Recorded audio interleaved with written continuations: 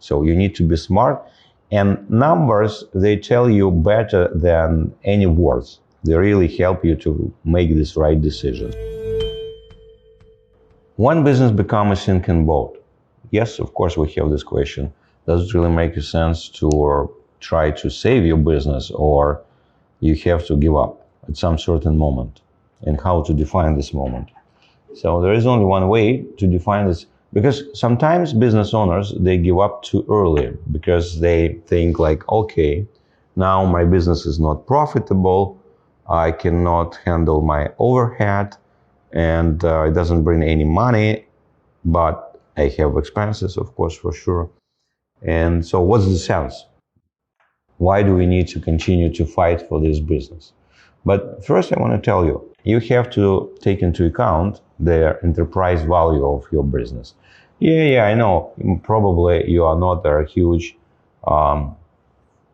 company, and your company doesn't have a very, certain value when it comes to shares. But any business has some certain value.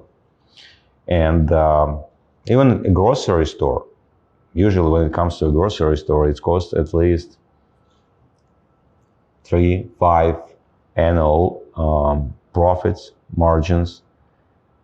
And this is why, if it's at some certain moment your business becomes unprofitable for a while, anyway, it has some enterprise value. You just need to compare these numbers. And sometimes it really makes sense to fight. Sometimes it really makes sense to find an investor to keep your business going, just to save this value. Because probably you were working on improving this value for 10 years or more, maybe for 20 years. And it's really stupid just, to get rid of this business because for last 3 or 5 months, it's not profitable. So you need to be smart.